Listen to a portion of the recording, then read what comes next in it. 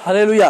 प्रभु यीशु मसीह के नाम से फिर से और एक बार आप लोगों को धन्यवाद देते हैं, क्योंकि परमेश्वर भला है और परमेश्वर की बड़ाई और प्रशंसा की परमेश्वर की प्रशंसा लगातार हमारे बीच में बनी रहने हेतु हम प्रार्थना करते हैं, क्योंकि परमेश्वर के कार्य और परमेश्वर की दया हमारे साथ होती है।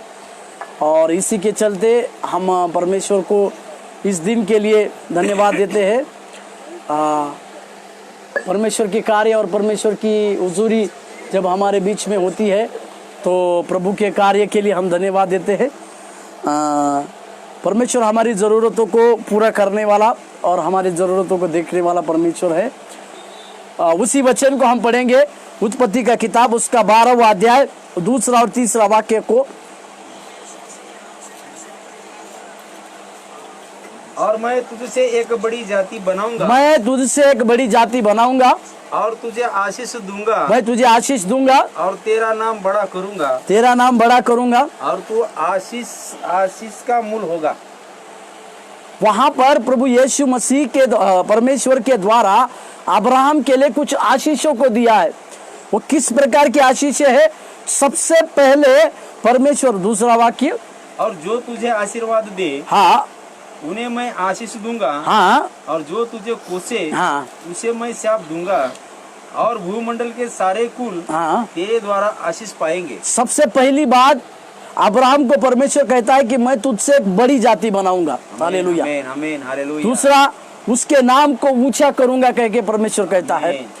तीसरी बात, परमेश्वर ये कहता है कि भूमंडल के सारे कुल किसके द्वारा? अब्राहम, तुम्हारे द्वारा आशीषित हो जाएंगे बोल के परमेश्वर यहाँ पर कहता है। इसका मतलब इस भूमंडल में जितने सारे लोग हम पाए जाते हैं, जितने लोग यहाँ पर है, वे अब्राहम की संतान है, और अब्राहम के वंशज के कारण, अब्राहम के उस आशीष के कारण हमें एक प्रकार की आशीष प्रभु के द्वारा मिली है। हालेलुया। प्रभु यीशु मसीह का धन्यवाद हो परमेश्वर के कार्य के लिए। परमेश्वर ने अब्राहम से कहा, ये कब कह रहा है परमेश्वर की? जब अब्राहम के जीवन में किसी भी प्रकार की आशीष की संभावना नहीं थी, किसी भी प्रकार के आशीषित होने का कोई भी चिन्ह उसके पास नहीं था। उस समय परमेश्वर उसको एक प्रकार की बहुत बड़ी आशीष और बहुत बड़े अनुग्रह की बात को कहता है। और साथ ही साथ परमेश्वर उसको ये कहता है कि जो तुझे आशीष दे उसको मैं आशीष दूंगा, और जो तुझे कोसे उसको मैं कोसूंगा कह के परमेश्वर की बात है। यही वाक्य नए नियम में अगर हम देखेंगे, लूका रचित सुसमाचार उसके 19वें अध्याय का 10वें वाक्य में हम देखते हैं, क्योंकि मनुष्य का पुत्र खोए हुओं को ढूंढने और उनका उद्धार करने को आया है। हालेलुया। यहाँ पर प्रभु यीशु मसीह का आना, या प्रभु यीशु मसीह का इस धरती पर आना, इसका कारण को यहाँ पे प्रभु यीशु अपने उस जक्कई के जीवन के द्वारा कहते हैं। जक्कई के जीवन से परमेश्वर ने जो बातों को कही, उस बातों को लेकर परमेश्वर इस बात को समझा रहे हैं। इस बात को कहते हैं कि मनुष्य का पुत्र खोए हुए को ढूंढने और लोगों का उद्धार करने के लिए आया। हालेलुया, धन्यवाद हो परमेश्वर का। उसी तरह से उद्धार करने, लोगों का उद्धार करने के लिए परमेश्वर आया है बोलकर जब हम देखते हैं तो एक बात को हमको समझने की आवश्यकता है कि प्रेरितों के काम उसका 4 अध्याय का 12वां वाक्य, प्रेरितों के काम 4 अध्याय का 12वां वाक्य। आणि तारण, हाँ, दुसऱ्या कोणाकडून नाही, हाँ, कारण जेणेकरून आपले तारण होईल, हाँ, असे दुसरे कोणतेही नाव आकाशाखाली मनुष्यामध्ये दिलेले नाही।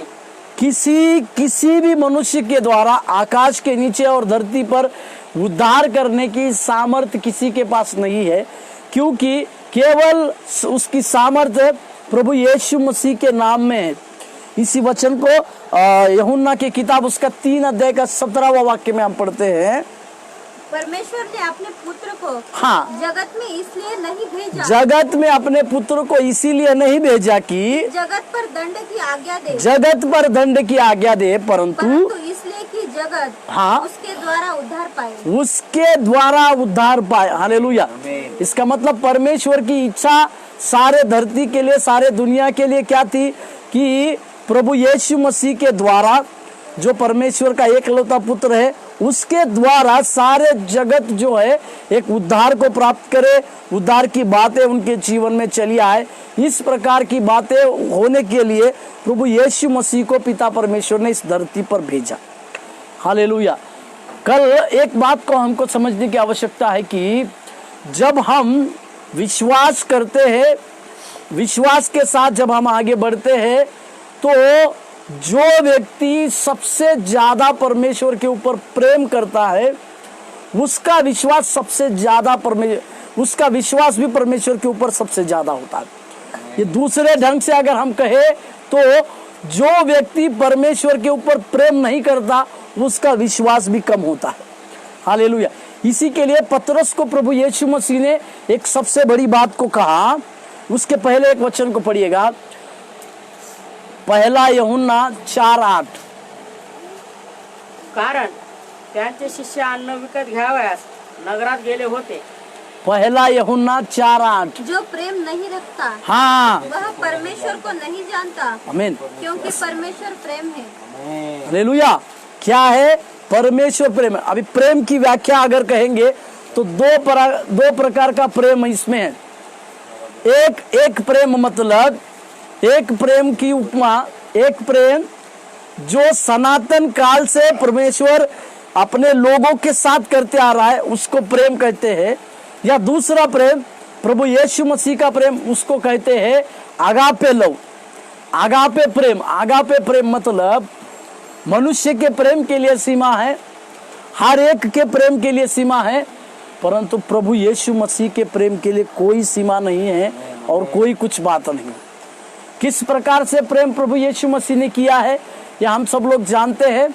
अभी पहला यूहन्ना का 3 अध्याय का 16वां वाक्य, हमने प्रेम इसी से जाना कि हमने प्रेम इसी से जाना कि उसने हमारे लिए अपने प्राण दे दिए। बस बस बस बस। प्रेम हमने कैसे जाना है, किस तरह से जाना है कि प्रभु यीशु मसीह ने हमारे लिए जान दी है। हालेलुया।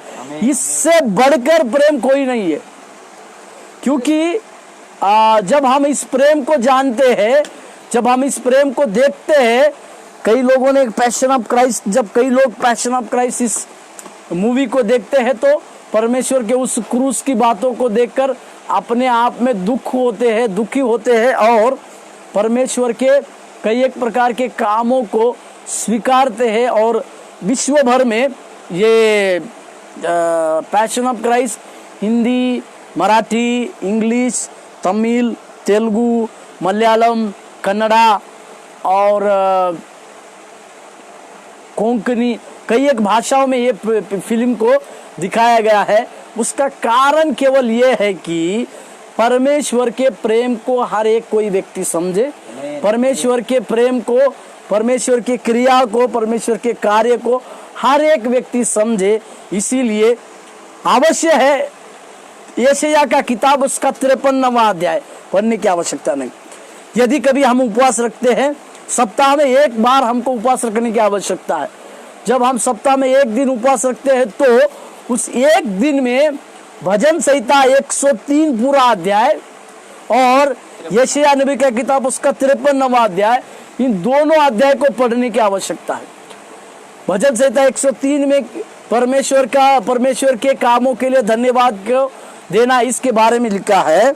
और यशायाह का 53वां अध्याय में प्रभु यीशु मसीह ने जो दुख को झेला, क्रूस के ऊपर जो दुख को झेला, क्रूस के ऊपर जो दर्दनाक मौत को सहा, उस सारी बातों को प्रभु यीशु मसीह ने हमारे लिए और आपके लिए जो दुख को सहा, उन सारी बातों का वर्णन, उन सारी बातों की क्रियाओं का वर्णन उस जगह में यशायाह नबी का किताब उसका 53वां अध्याय में, 53वां अध्याय में वहां पर लिखा हुआ है। तो इसी के लिए हमारे लिए अवश्य ये बात है कि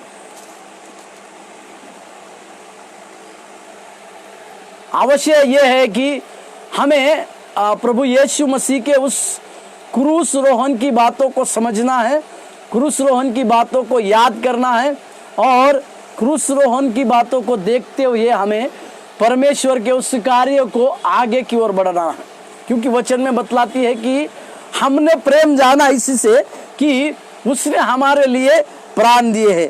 और जैसे हम खोए हुए पुत्र के बारे में या उसको हम कह रहे थे कि मनुष्य का पुत्र इसी के लिए नहीं आया कि खोए हुए को ढूंढने और उनका उद्धार करने के लिए आया बोलकर जैसे हमने पढ़ा, उसी तरह से मत्ती रचित सुसमाचार 15 अध्याय का 24वां वाक्य, मत्ती रचित सुसमाचार 15 अध्याय का 24वां वाक्य, मत्ती रचित सुसमाचार 15 अध्याय 24। उसने उत्तर दिया हाँ कि हाँ इज़राइल के घराने की खोई हुई भेड़ों को छोड़ मैं किसी के पास नहीं भेजा गया। मत्ती रचित सुसमाचार 15-24वें वाक्य में प्रभु यीशु मसीह एक बहुत बड़ी सेवकाई की बातों को कहते हैं। वो ये कहते हैं कि इज़राइलों की खोई हुई भेड़ को छोड़ मैं और किसी के पास नहीं आया। तो इज़राइल का मतलब क्या है? जैसे हम सब लोग जानते हैं कि याकूब ने एक मल्लयुद्ध किया। उत्पत्ति के 32वें अध्याय में हम देखते हैं कि याकूब ने एक स्वर्गदूत के साथ मल्लयुद्ध कर कर अपने आशीष को प्राप्त किया। उस समय उस स्वर्गदूत ने उसके पूछा तेरा नाम क्या है? तब याकूब ने कहा कि मेरा नाम अब तो याकूब था, याकूब है, परंतु उस स्वर्गदूतों ने उससे कहा कि तू मनुष्य और स्वर्गदूतों से भी बलवंत हुआ है, इसी के लिए आज से तेरा नाम याकूब नहीं तो इज़राइल होगा। इज़राइल का अर्थ है राजकुमार या एक देश। यहाँ पे प्रभु यीशु मसीह 15:24 में ये कहते हैं कि इज़राइलों की खोई हुई भेड़ को छोड़। इसका मतलब हर एक वो सच्चा विश्वासी, हर एक वो परमेश्वर को मानने वाला विश्वासी, हर एक वो जो जिसके जीवन में प्रभु यीशु मसीह का उद्धार आया है, प्रभु यीशु मसीह के द्वारा जिसके जीवन में उद्धार को प्राप्त किए हैं, जिसके जीवन में परमेश्वर के कामों के द्वारा उसने विश्वास किया है, वे सारे लोग आत्मिक इज़राइल के रूप में पाए जाते हैं। परंतु यीशु मसीह इस बात को सफाई से कहते हैं कि खोई इज़राइल की खोई हुई भेड़ को छोड़कर मैं किसी और के लिए नहीं आया।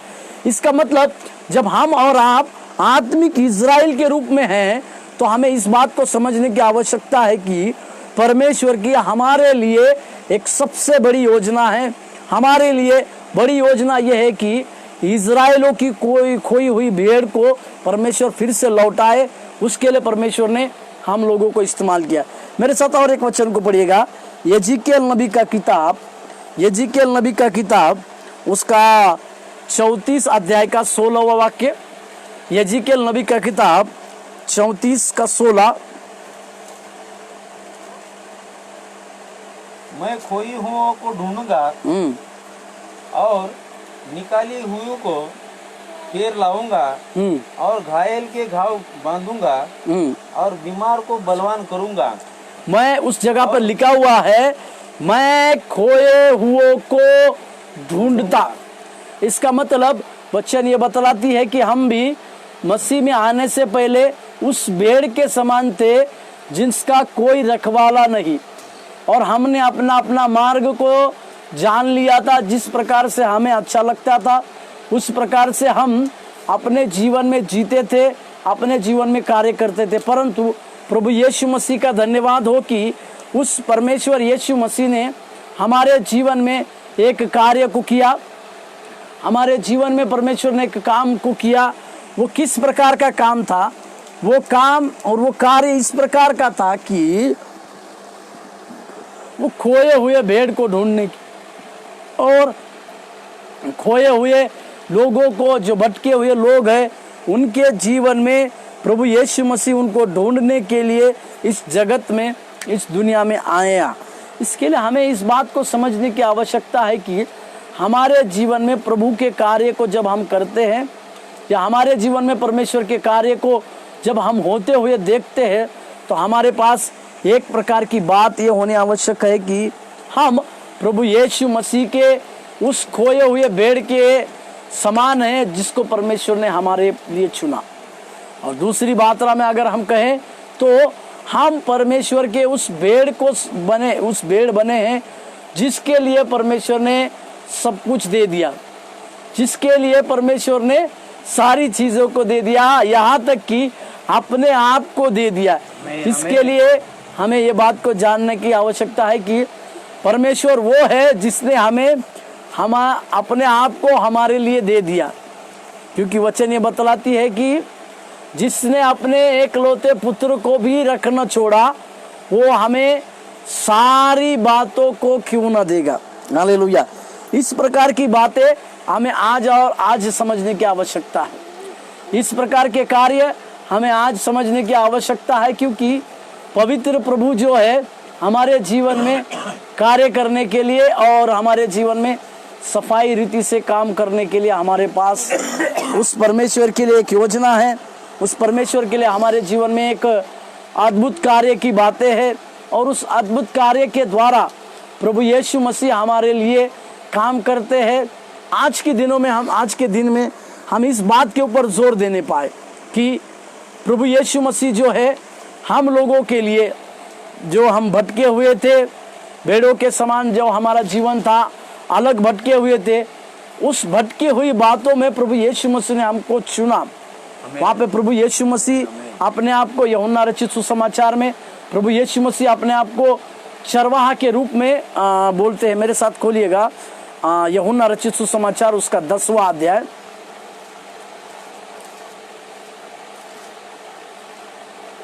वहाँ पे प्रभु यीशु मसीह ने कहा कि मेरी भेड़ मेरे शब्द को सुनती है। और जब वह अपनी सब भेड़ों को बाहर निकाल चुकता है तो उनके आगे आगे चलते हैं। हाँ, और भेड़े उसके पीछे पीछे हो लेती है, उसके ऊपर का, क्योंकि वे उसका शब्द पहचानती है। हाँ,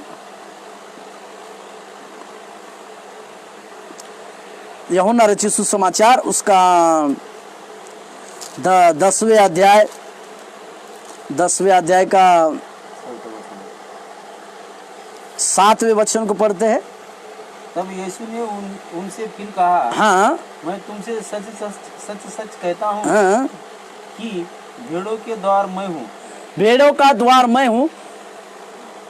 और फिर अच्छा चरवाहा मैं हूँ। अच्छा चरवाहा मैं हूँ। मैं अपनी भेड़ों को जानता हूँ। हाँ, और मेरी भेड़ें मुझे जानती है। अच्छा चरवाहा मैं हूँ और मेरी भेड़ें मुझे जानती है और मैं उनको जानता हूँ। यहाँ पे प्रभु यीशु मसीह अपने आप को एक चरवाहा के रूप में देखते हैं। चरवाहा का काम वहाँ पे प्रभु यीशु मसीह ने कहा, एक चरवाहा के लिए उसकी भेड़ उसको पहचानना बहुत आवश्यक है और साथ में वो भेड़ उसके शब्द को सुनना यह भी बहुत आवश्यक बात है। इसी के लिए हमें ये दोनों चीजें भेड़ जो है उसको समझना चाहिए, सुनना चाहिए और उसको जानना चाहिए। इसी के लिए हमें अवश्य ये बात है कि हमने प्रभु यीशु मसीह को जाना है, हमने प्रभु यीशु मसीह को अनुकरण किया है, परंतु हम अभी उस परमेश्वर के शब्द को सुनने की आवश्यकता है। परमेश्वर का शब्द मतलब इस लिखित दिए गए वचन में जितने कुछ बातें, जितने कुछ वचनों की आज्ञाएं और जितनी कुछ बातें लिखित है, उन सारी बातों को हमें और आपको मानने की आवश्यकता है। तभी हम उस परमेश्वर के शब्द को सुन पाएंगे, क्योंकि परमेश्वर ने कहा कि मेरी भेड़ है, मेरा शब्द सुनती है। और उसका 4 वाक्य पढ़िएगा, 10 का 4, यूहन्ना 10:4। और जब वह अपनी सब भेड़ों को बाहर निकाल चुकता है तो उनके आगे आगे चलता है और भेड़े उसके पीछे पीछे हो लेती है। हालेलुया। क्योंकि वे उसका शब्द पहचानती है। 4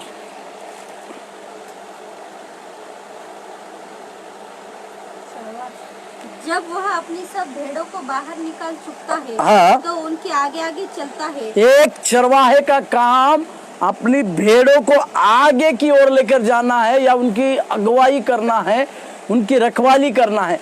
और आगे इसी के लिए भी कि वे भेड़े आने वाला जो संकट है या कोई भेड़िया या और कोई संकट जो है यदि भेड़ों के सामने आए या भेड़ों के ऊपर कुछ आक्रमण करने की कोशिश करे तो सबसे पहले उसका मुकाबला उस चरवाहा के ऊपर होगा, और उस चरवाहा वो सारे संकटों से अपनी भेड़ों को बचाएगा। और इसी के चलते प्रभु यीशु मसीह ने इस भेड़ की बातों को पूरा किया। प्रभु यीशु मसीह हमारे अपराधों के लिए मारा गया, हमारे पापों के लिए मारा गया, और उसने हमारे सारे अधर्म के कामों को अपने ऊपर ले लिया। इसका मतलब जिस शिक्षा के हकदार या जो शिक्षा हमें होनी थी वो प्रभु यीशु मसीह ने अपने ऊपर ले लिया। इसका मतलब, और उसकी शिक्षा प्रभु यीशु मसीह ने वो शिक्षा लेने के बाद वो अपने जीवन में इस प्रकार की एक मृत्यु को सहे, क्योंकि वे अपने भेड़ों को उनके शब्द के द्वारा पहचानने के लिए, वे अपने भेड़ों को उस रीति से समझाने के लिए कि वे उस भेड़ों की रखवाली करता है, और वो एक अच्छा चरवाहा के रूप में दिखाने के लिए प्रभु यीशु मसीह ने इस प्रकार से बातों को कहा कि वो प्रभु यीशु मसीह एक अच्छा चरवाहा है। वो यीशु मसीह अच्छा चरवाहा इसी के लिए है कि जैसे एक चरवाहा अपनी भेड़ों के लिए प्राण देता है, उसी तरह से प्रभु यीशु मसीह ने भी अपने सारे भेड़ों के लिए, जो तितर बितर हो गई है, ये जगत में जिधर इधर उधर हो गई है, भटकी हुई है, इन सारे भेड़ों के लिए प्रभु यीशु मसीह ने अपने क्रूस पर जान देकर उनको मोल लिया, खरीद लिया। इसके लिए हमें अवश्य ये बात समझने की है कि प्रभु यीशु मसीह ने हमें दाम देकर मोल लिया गया है, क्योंकि कुरिन्थियों का पत्र में पौलुस ने इस प्रकार से लिखा कि तुम दाम देकर मोल लिए गए हो। दूसरा कुरिन्थियों का पत्री उसका दूसरा अध्याय 17वां वाक्य। क्योंकि हम उन बहुतों के समान नहीं जो परमेश्वर के वचन में मिलावट करते हैं, परंतु मन की सच्चाई से और परमेश्वर की ओर से परमेश्वर को उपस्थित जानकर मसीह में बोलते हैं। दूसरा कुरिन्थियों 6:17 पढ़ी कर देखिएगा। इसलिए प्रभु कहता है, उनके बीच में से निकलो और अलग रहो और अशुद्ध वस्तु को मत छुओ, तो मैं तुम्हें ग्रहण करूंगा। वहां पर इस प्रकार से भी लिखा हुआ है कि तुम्हारा शरीर परमेश्वर का मंदिर है, इसी के लिए तुम तुम मोल देकर खरीद लिए गए हो कर प्रभु यीशु मसीह पौलुस उस जगह पर ये कहते हैं कि पहला कुरिन्थियों 3:16 में वो इस बात को कहते हैं कि क्या तुम नहीं जानते कि तुम्हारा शरीर जो है परमेश्वर की आत्मा, परमेश्वर का मंदिर है। और उसमें लिखा हुआ कि यदि जो कोई उसके आत्मा मंदिर को नाश करेगा, प्रभु उसको नाश करेगा। परंतु उसमें और एक बार पौलुस लिखता है कि तुम मोल देकर या दाम देकर छुड़ाए गए हो बोलकर। हाँ, क्या तुम नहीं जानते कि तुम्हारी देह पवित्र आत्मा का मंदिर है, जो तुम में बसा हुआ है, और तुम्हें परमेश्वर की ओर से मिला है, और तुम अपने नहीं हो, क्योंकि दाम देकर मोल लिए गए हो। दाम देकर मोल लिए गए हो। प्रभु यीशु मसीह ने हम सब लोगों के लिए एक दाम को दिया। किस प्रकार से दाम को दिया? जब हम पुराने जीवन में जीते थे तो हमारे ऊपर पाप की अधीनता थी, हमारे ऊपर श्रापों की अधीनता थी। हम जो है पाप और श्राप के लिए जीते थे, और पापों के लिए अधीनता में हम रहते थे, और पाप के कार्य हमारे द्वारा भरपूर होते थे। परंतु प्रभु यीशु मसीह, और तब हम उस समय शैतान के चंगुल में थे, तो शैतान सीधा सहज रीति से किसी को नहीं छोड़ता। उसने प्रभु यीशु मसीह को कहा कि इसको अगर तुमको चाहिए तो तुम्हारे लिए कुछ तो दाम देकर मोल लेने की आवश्यकता है, तुमको कुछ तो खरीदना, तुम्हारे लिए कुछ खरीदने की आवश्यकता है। तो परमेश्वर यीशु मसीह ने जो है अपने सारे लहू का कतरा, एक एक लहू का कतरा हर एक व्यक्ति के लिए जो उसके ऊपर विश्वास रखता है, भले ही वो कोई भी क्यों ना हो, जो हर एक व्यक्ति के लिए जो यीशु मसीह को विश्वास करता है, अपने मन में ये स्वीकार करता है कि वो परमेश्वर का पुत्र है, उस सारे विश्वासी लोगों के लिए, भले ही कहीं का भी हो, कोई भी बोली भाषा का हो, पर यदि वो अपने मन में ये बात को स्वीकार करता है कि प्रभु यीशु मसीह ही मेरे पापों के लिए मारा गया, मेरे अधर्म के लिए गाड़ा गया और तीसरे दिन जी उठा, इस प्रकार का विश्वास जिस व्यक्ति के पास होता है उसके लिए परमेश्वर ने दाम चुकाया है, इस बात को वो जानकारी रखता है।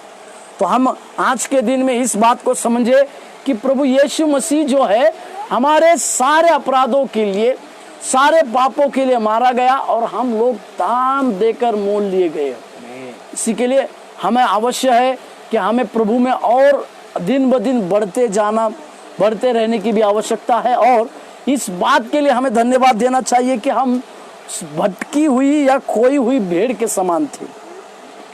जो भेड़ जिसका कोई चरवाहा नहीं रहता वो जिधर उधर जाती है, परंतु धन्यवाद हो प्रभु यीशु मसीह का कि उचित समय पे प्रभु यीशु मसीह ने ना केवल हम लोगों को चुना, उसने हमको बुलाया और उसके सेवा में हमको खड़ा किया। तो आज के दिन में हम इस बात को समझने पाए कि परमेश्वर को कि प्रभु हमारे जीवन में इस बात को हम समझे कि परमेश्वर ने हमें उसका भेड़ बनाने के लिए सारी बातों को किया। आइए हम प्रार्थना करें और परमेश्वर को कहे कि प्रभु हमारे जीवन में कार्य होने पाए। हमारे जीवन में कार्य करने के लिए परमेश्वर तेरी अधीनता में जब हम आए तो परमेश्वर के कार्य हमारे द्वारा होने के लिए आइए हम सब लोग इस समय आंखों को बंद करें, प्रभु से प्रार्थना करें। दयावंत परमेश्वर से हम प्रार्थना करें, दया करने वाले परमेश्वर से हम विनती करें। प्रभु जी हम इस बात को समझने पाए परमेश्वर, इस बात को हम जानने पाए परमेश्वर कि हमारे जीवन में प्रभु तो हमारा सच्चा चरवाहा है प्रभु जी। और वो चरवाहा प्रभु जिसने अपने भेड़ों के लिए जान को दिया परमेश्वर। हम प्रभु जी अपने आप को लीन और नम्र करते हुए इस समय प्रार्थना करते हैं परमेश्वर कि हमारे जीवन के द्वारा प्रभु तेरे कार्य और तेरे कार्यों की महिमा होने पाए परमेश्वर। हमारे जीवन में प्रभु जी तेरी आशीष की बातें होने के लिए भी हम प्रार्थना करते हैं राजा। Hallelujah hallelujah. प्रभु यीशु मसीह के सामर्थ्य और मधुर नाम से हम इस समय प्रार्थना करते प्रभु तेरी दया हमारे साथ होने पाए प्रभु, तेरा अनुग्रह हमारे साथ बने रहने पाए परमेश्वर। खोई हुई भेड़ में प्रभु जी तूने हमें चुना परमेश्वर। उस खोई हुई भीड़ में, उस जगत की भीड़ में से भी आपने हमको चुना परमेश्वर। इसके लिए प्रभु जी हम धन्यवाद देते हैं, तेरे कार्यों को मांगते हैं प्रभु जी, तेरी आशीष को भी हम मांगते हैं राजा। तो हमारे जीवन में लगातार कार्य करने पाए प्रभु, तेरी आशीष हमारे जीवन में उंडेलने के लिए भी हम प्रार्थना करते प्रभु। तो हमारे जीवन में कार्य करने पाए प्रभु, तेरी आशीष और तेरे अनुग्रह हमारे साथ साथ हमारे संग बनी रहे प्रभु। आशीष दे प्रभु। यीशु मसीह के नाम से प्रार्थना मांगते हैं, आमीन।